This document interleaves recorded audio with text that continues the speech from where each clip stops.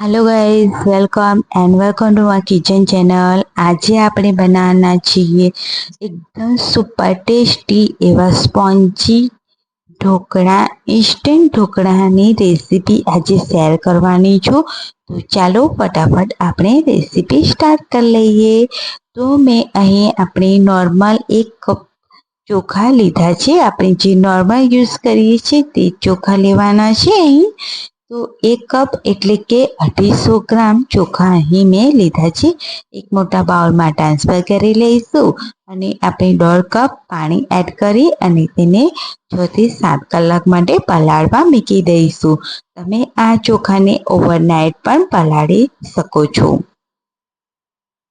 હવે અહીં 7 કલાક બાદ ચેક કરી લઈશું। આપણે ચોખા છે તે એકદમ સરસ રીતે પલળી ગયા છે। તમે જોઈ શકો છો એકદમ સરસ રીતે પલળી ગયા છે। તમને પ્રેસ કરીને પણ બતાવું, એકદમ સરસ રીતે તૂટી જાય છે।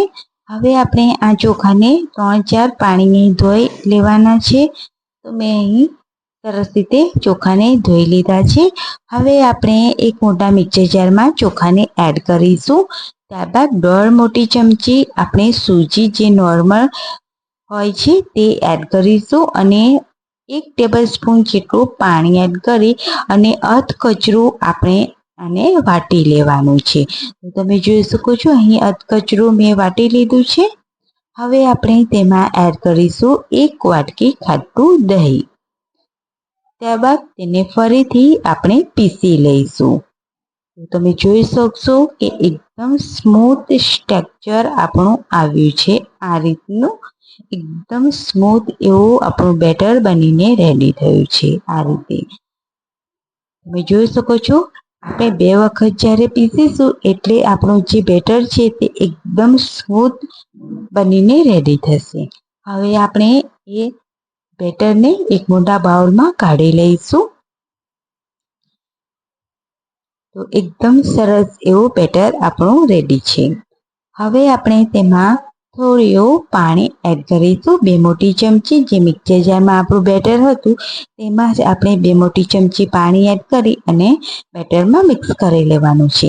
આપણે વધારે પડતું પાણી એડ નથી કરવાનું। અહીંયા બેટર એકદમ ઠીક એવું છે એટલે હવે આપણે 1 મોટી ચમચી આદુ મરચાં લસણની પેસ્ટ એડ કરીશું। જો તમે લસણ ના ખાતા હોય તો સ્કીપ પણ કરી શકો છો। ત્યારબાદ 1 મોટી ચમચી જીરું એડ કરીશું, 1 મોટી ચમચી ખાંડ, સ્વાદ અનુસાર 1 મોટી ચમચી મીઠું અને 2 મોટી ચમચી આપણે તેલ એડ કરીશું। તેલ એડ કરીશું એટલે આપણા જે ઢોકળા છે તે એકદમ સરસ એવા સ્પોન્જી અને એકદમ સરસ એવા સોફ્ટ બનીને રેડી થશે। હવે આપણે બેટરને મિક્સ કરી લઈશું। હવે આપણે બેટરની સાઈડમાં મૂકીશું અને આપણે જે ઢોકળાની ડીશ છે તેને ગ્રીસ કરી લઈશું તેલથી।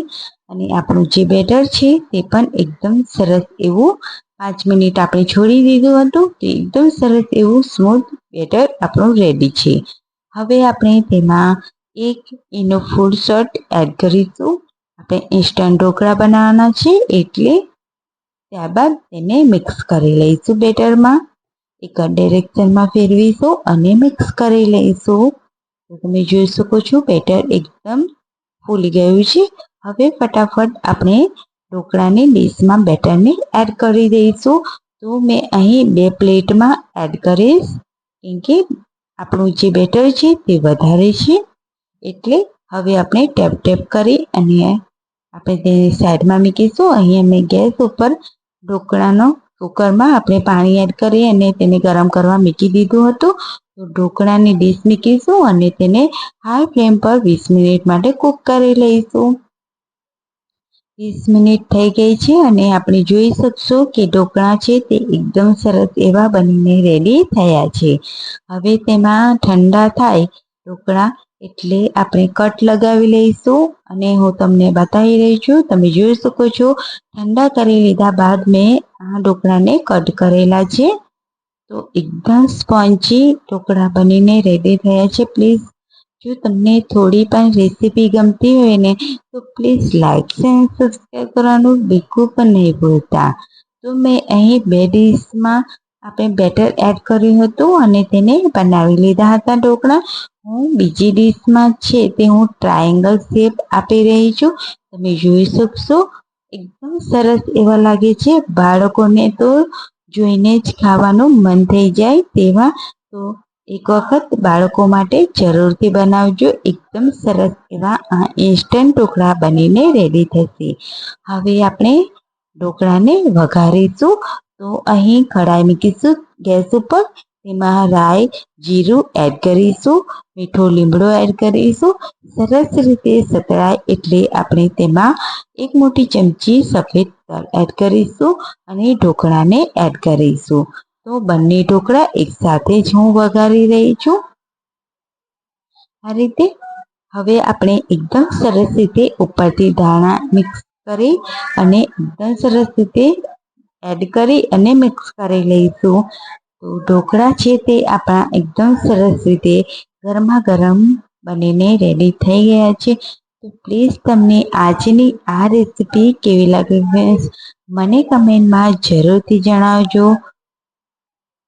અને એક વખત જરૂરથી ટ્રાય કરજો. બાળકોને તમે લંચ બોક્સમાં આપી શકો છો.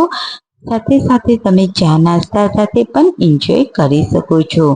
તો એકદમ ઈદડા જેવા લાગે છે ને આ ઇન્સ્ટન્ટ આપણા આ ચોખાના ઢોકળા. તો આવી જ અવનવી રેસીપી જોવા માટે અમારી ચેનલને સબસ્ક્રાઈબ કરી લેજો. અને રેસીપી ગમે તો એક લાઈક જરૂરથી કરી લેજો. તો આવી જ રેસીપી સાથે અને આવતા વિડીયો સાથે આવતી રેસીપીમાં મળીએ. ત્યાં સુધી બધાને આવજો. Bye bye. Take care.